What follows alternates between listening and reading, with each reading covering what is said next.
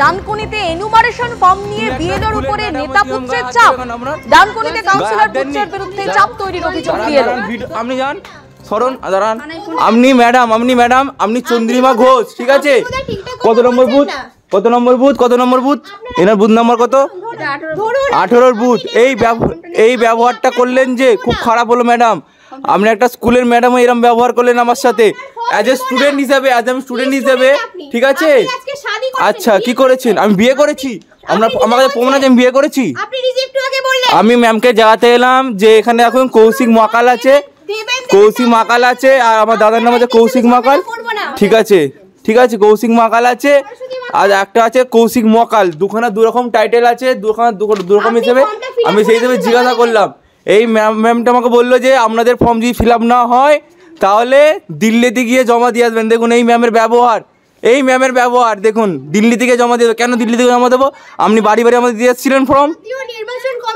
আচ্ছা ওখানে কোনো রাইট আছে? ওখানে বলেছেন না, আমি জানি না। আপনি জানেন তো? আচ্ছা ধারণা আছে আপনি, ঠিক আছে সেসব ঠিক আছে। তুমি আমার গায়ে হাত দিয়েছো কেন? তুমি একটা স্কুলের ম্যাডাম, তুমি আমার গায়ে হাত দেবে কেন? আপনার গায়ে হাত দেননি। এই ভাইরাল ভিডিওতে যে ব্যক্তি কথা বলছেন তিনি তৃণমূল কাউন্সিলরের ছেলে। ঠিক আছে, কত নম্বর বুথ? এনার বুথ নাম্বার কত? 18 বুথ। ছেলের সাথে এইটুকু কথা হয়েছে যে 27 তারিখে জমা দিতে না পারলে আপনি 4 তারিখে আবার আমি নিতে আসতে পারবো না, কারণ ডেটটা কমিয়ে দেওয়া হয়েছে। উনি কথাটা শুনলেন না, অনেক গাজবাড়ি করলেন। যাই হোক, এটা ওনার এলাকা, উনি যা ইচ্ছা করতে পারেন, সেখানে আমি নেই। আর তখন কথায় উনি ভিডিও করলেন, ফোনটা নিয়ে ভিডিও করেন, বললেন যে দেখুন এই দিদিমণি এখানে কিছুই মানে ঠিকঠাক খবর জানেন না, ভুলভাল তথ্য দিচ্ছেন। তখন আমি একটু রেগে গেলাম। আমি কারোর কাছ থেকে ফর্ম তুলতে ছিনিয়ে নিতে আসিনি, বাড়িতে আসবো, যে জমা দেবেন 4 তারিখে আমার নেওয়ার কোনো রাইট নেই। ইভেন সরকারও ইসিআই বলে দিয়েছেন যে 4 তারিখে কোনো কেউ ফর্ম দিতে পারবেন না, 27 তারিখেও ফর্ম দিতে পারবেন না। তো ডেট যেহেতু বেশি নেই, ওই জন্য উনি আর কি গাজওয়ারি ফুলিয়ে ভিডিওটা করলেন। 4 ডিসেম্বর নয় 25 নভেম্বরের মধ্যে ডিজিটাইজেশন প্রক্রিয়া সেটা শেষ করতে হবে। জেলা শাসকদের সেটাই নির্দেশ দিয়েছে জাতীয় নির্বাচন কমিশন, এরকমই সূত্রের খবর পাওয়া যাচ্ছে।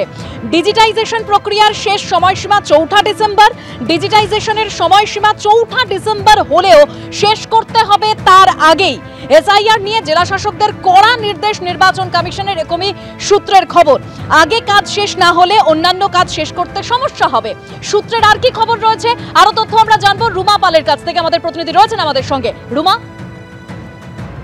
দেখো জানিয়ে রাখছি যে 4 ডিসেম্বরের মধ্যে ডিজিটাইজেশন প্রক্রিয়া শেষ করতে হবে, এটা ঠিক। কিন্তু যেটা নির্বাচন কমিশন যেটা জানিয়েছে জেলা শাসকদের, যে 25 নভেম্বরের মধ্যে একটা ডেডলাইন বেঁধে দেওয়া হয়েছে যাতে এর মধ্যে কিন্তু ডিজিটাইজেশন প্রক্রিয়া শেষ করা হোক। কারণ 11th আওয়ারে গিয়ে কিন্তু ডিজিটাইজেশন প্রক্রিয়া যদি কেউ করতে যায় তাহলে কিন্তু 4 ডিসেম্বরের মধ্যে পুরো প্রক্রিয়াটা শেষ হবে না।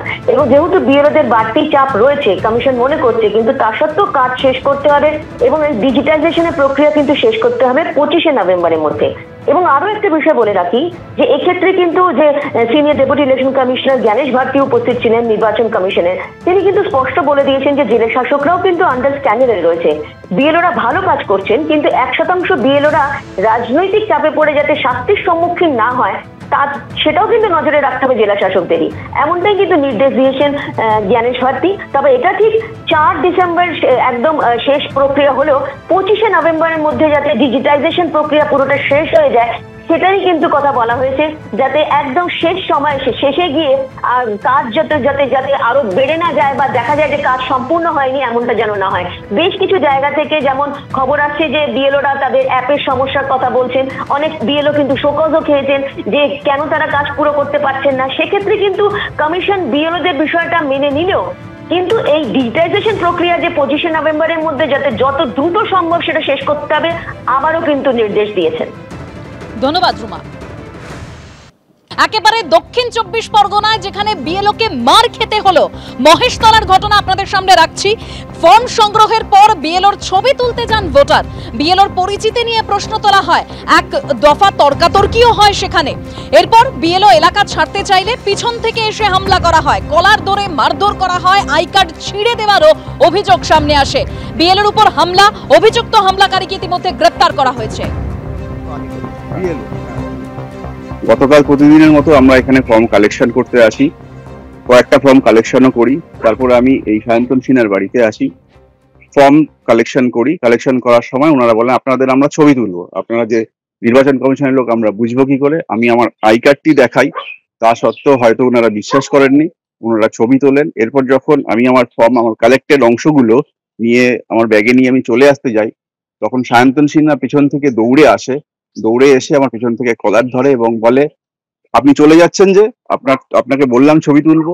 উনি সামনাসামনি আমার ছবি তুলতে চেয়েছিলেন, আমি বাধা দিই। আমি এখানে চলে আসি, ঠিক এই জায়গায় ঘটনাটা ঘটে।